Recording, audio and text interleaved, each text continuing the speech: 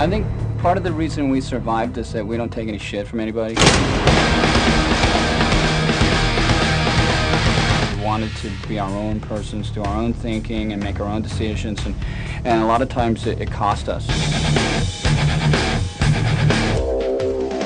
When we started the record off, we had some pretty precise plans on particular songs, styles. We had to go back and research and listen to records from the 70s, disco records, Fleetwood Mac records. We listened to all kinds of stuff that we traditionally wouldn't just put on in our cars, you know, and listen to. Actually, the title risk for this album is about as fitting as it gets. I was sort of surprised when I came into the band last year that hearing them talk about what they wanted to do, they really wanted to do stuff that was really a far departure from what the band had been doing in previous albums. So, sort of exciting, I think. When I go to produce a record, if I say, hey, would you mind trying to play something like this? Usually, you see people go, I don't play that instrument, I don't feel comfortable doing that. Guys in Megadeth are like, hey, bring it on. We don't care what it is. If you can tune it like a guitar, we'll play it. So they show up at the studio and you want to try anything crazy, they're game. They push the limits.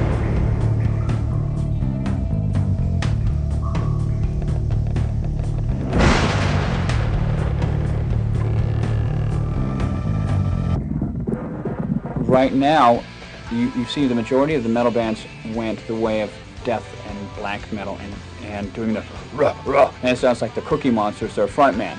We kind of went the way of heavy metal hard rock, which is more, the new wave of British heavy metal meets the British invasion with bands like the Beatles and Led Zeppelin and the Stones and stuff like that. Stuff that's really melodic but still, heavy to some degree. I think there's songs that people who would never even contemplate buying a Megadeth CD are going to hear some of this stuff and go, this is pretty interesting. Maybe we should check this out.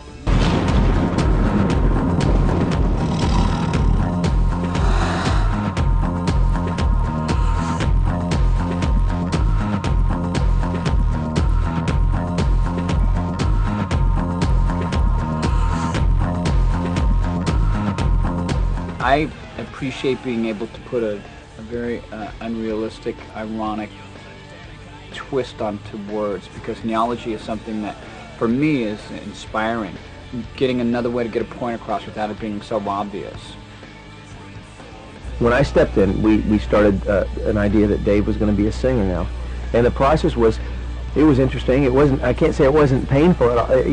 Dave is the kind of guy. He walks into the studio and you say, Dave, you gonna warm up your voice? And Dave looked at me like, what? Huh? I said, you're gonna warm up, do some vocal exercises. He grabbed a waist basket and he went, okay, I'm ready. And that was it.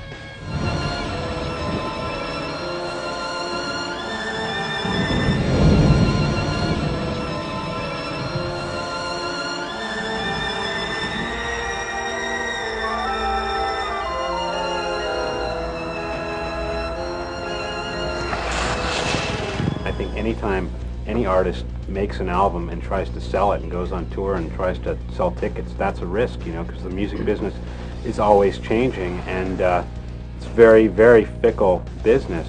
People might not like us anymore. Fickle? It's fickle, man. Fickle. We might be history tomorrow, or we might be gods. We'll be one or the other.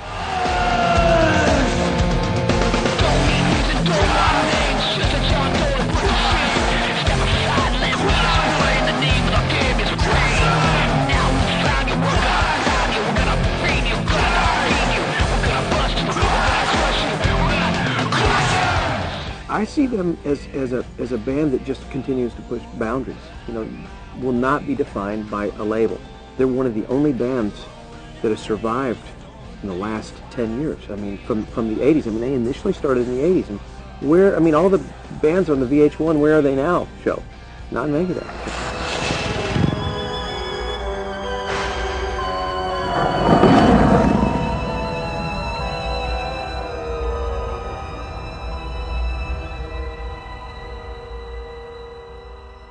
I don't think we're trying to suggest that anybody lash out at things instead of look inward to find out what the real problems are with themselves.